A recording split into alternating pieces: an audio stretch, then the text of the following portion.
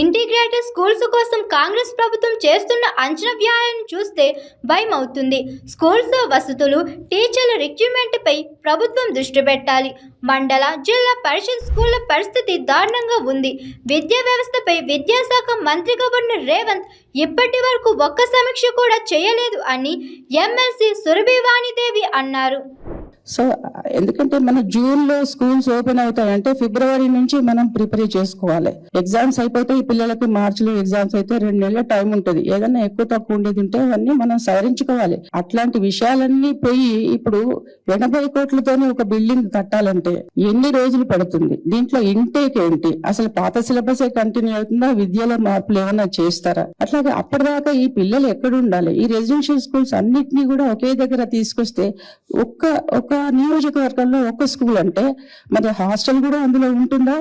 మరి ఎక్కడైతే దూరం నుంచి కొందరికి దగ్గర ఉండొచ్చు కావచ్చు స్కూల్, కానీ నియోజకవర్గం అన్నప్పుడు దూరం ఉన్న స్కూల్ పిల్లలు ఎట్లా రీచ్ అవుతారు స్కూల్కి? ఇవాళ చాలా చాలా ఆలోచించి అనౌన్స్మెంట్ చేయాల్సిన అవసరం ఉంది. అసలు మనిషిగా చేసేదే చదువు లేకపోతే వింత పశుపే కదా. మేము ఎవ్వరము కూడా దానికి వ్యతిరేకం కాదు. మీరు ఎంత చేస్తే అంత మంచిది విద్యా వ్యవస్థకి. కానీ పాత వాటిని ఏం చేస్తారు అనేది సంగతి తెలియాలి.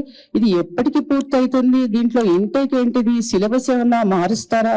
మరి ఎప్పటికి ఇది టేక్ ఆఫ్ అవుతుంది? అది స్పష్టంగా తెలియజేసేది ఉంటే కొంచెం చదువుకున్న వాళ్ళ మాకు కూడా కొంచెం మమ్మల్ని అడుగుతుంటారు అందరు, ఇదేంటి కొత్త సంగతి? మమ్మల్ని అడిగినప్పుడే మాకు కొంచెం చాలా ఆంబిగ్విటీ ఉంది. ఈ అనౌన్స్మెంట్ లో చాలా ఆంబిగ్విటీ ఉంది. ఇది క్లియర్ గా చెప్పాల్సిన అవసరం ప్రభుత్వం మీద భారం ఉంది. అది క్లియర్ చేయండి.